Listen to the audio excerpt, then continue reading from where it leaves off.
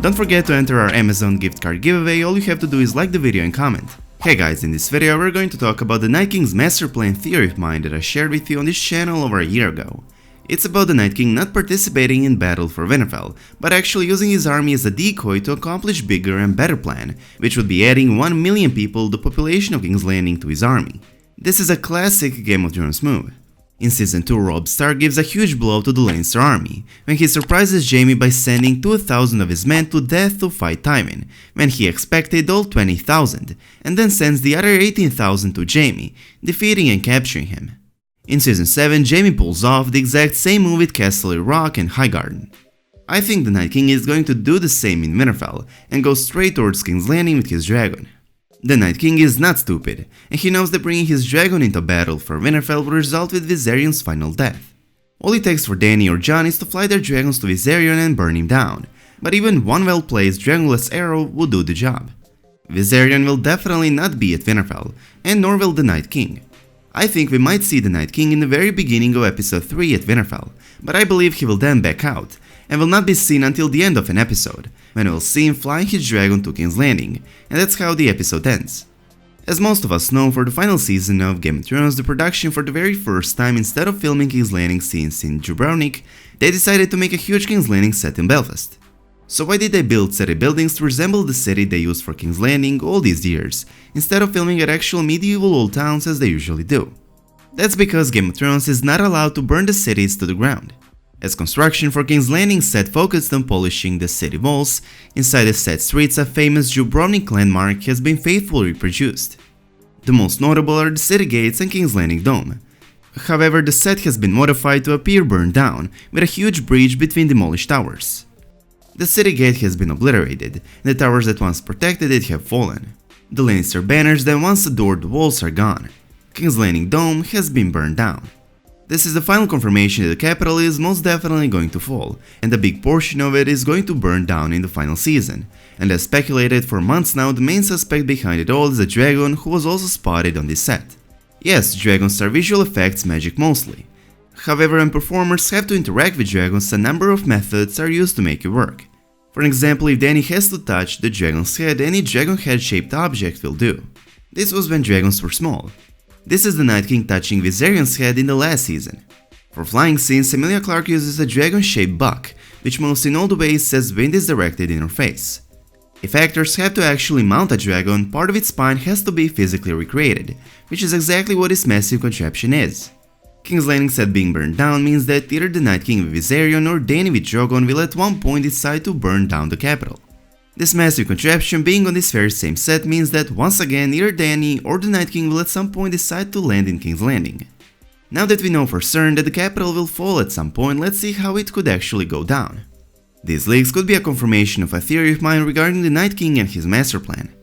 In that theory I explained you how all main characters in Game of Thrones as well as all us fans expect a great battle to be fought in the north, on a front defined by the advanced army of the dead, and partly we are correct. The North will face a 100,000 strong army of White Walkers and their Whites, but the Night King will fly Viserion to the far south across the whole Westeros, and will raise the dead, thus the entire continent will be facing a horde of Whites overnight. This theory of mine has not only been foreshadowed multiple times throughout the show, but it's also supported with a few visions from the future that are yet to come true. The shadow of a dragon flying over King's Landing, and the one in which Bran sees King's Landing in winter with an empty throne room that has its roof blown off, the same one Dany saw in the House of the Undying. Basically, the Night King will create a huge army in the south, while sacrificing his current army in the north. But let's get a bit back. In the Season 7 finale, Cersei revealed to Jaime that Euron only pretended to be heading back to Pike out of fear, when he had actually sailed to Essos to hire the Golden Company, and to bring them with his Iron Fleet to Westeros to serve under her commands. This is not coming as a huge surprise, since in the 4th episode of the season, Cersei revealed her intentions to take out a new loan from the Iron Bank to hire the Golden Company, to expand her armies.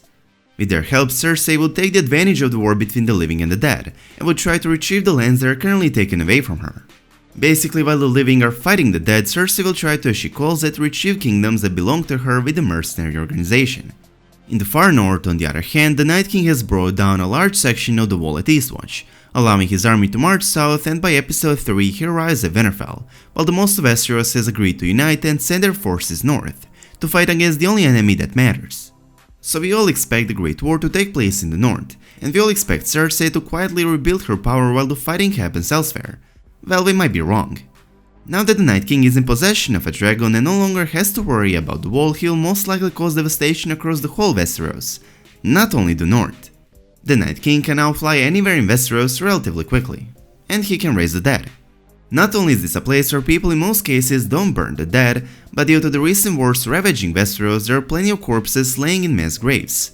As I already said, all the main characters expect a great battle to be fought in the north, on a front defined by the advanced army of the dead, and partly they are correct. The north will face a 100,000 strong army of White Walkers and their Whites at Winterfell, but the Night King will fly Viserion to the far south across the whole Westeros and will raise the dead, thus the entire continent will be facing a horde of Whites overnight.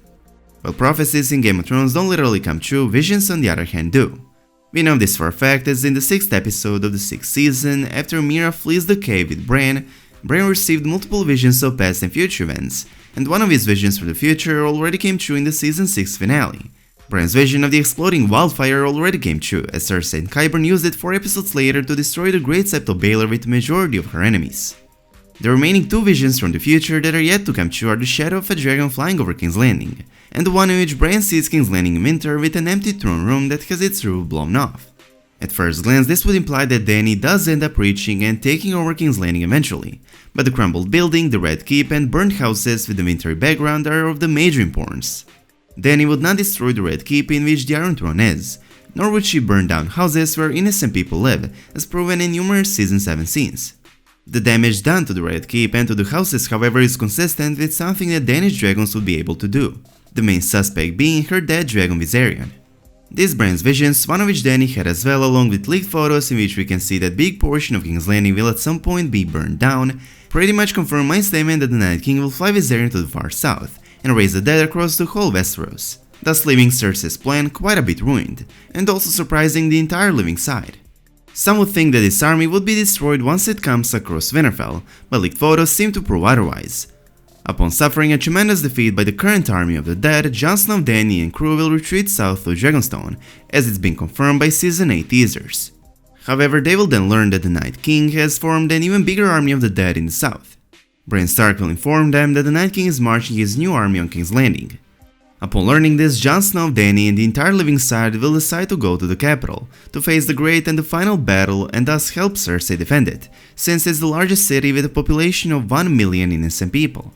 Cersei's plan at this point is to welcome the living side into the capital, and pretend to agree that they shall face the common enemy together. Cersei's plan is to wait in the Red Keep for the army of the dead to breach the city walls, and for the great battle to take place inside the capital. Cersei would then burn all her enemies, the living and the dead, using wildfire. It's still unknown whether Cersei is aware that there's caches of wildfire under the Red Keep, even though it would not be surprising if she does. When faced with defeat, Cersei most certainly would not hesitate to blow up King's Landing, even if it means she would die as well. Don't forget that when it appeared that Stannis was winning the battle for King's Landing, Cersei was ready to kill herself along with her child. Will Cersei manage to pull it off and burn everyone down? Even though burned King's Landing set would seem to support this theory, the answer is no. Wildfire is not the reason King's Landing set is being burned down, it's dragonfire. How do I know? It's simply due to a fact that the show built a King's Landing set mainly to do live pyrotechnics. It means that some parts of the capital will be burned down by a dragon, as dragonfire in Game of Thrones is portrayed by live pyrotechnics. Basically, Cersei's plan to have the living and the dead fight inside King's Landing will come true, but her burning them all with wildfire will not, and I think it could have something to do with her brother Jaime Lannister, who already saved the city from wildfire before. Jaime saved King's Landing from the Mad King. Will he be the one to save it from the Mad Queen as well? Maybe. One is certain, huge portion of King's Landing will be burned down by a dragon in the final season, and it will most likely be caused by the Night King and his dragon. In conclusion, I believe that the Night King will use his current army in episode 3 as a decoy, while he'll actually fly out his dragon to the far south and raise the dead across all of Westeros, and then attack King's Landing with his new, bigger army and he will destroy it. All the visions seem to be supporting it, and so do the Season 8 leaked photos. Let me know your thoughts about all of this in the comment section down below. And as always, I hope you guys enjoyed this video. If you did, please make sure to subscribe to our channel and I hope to see you in the next one. Peace.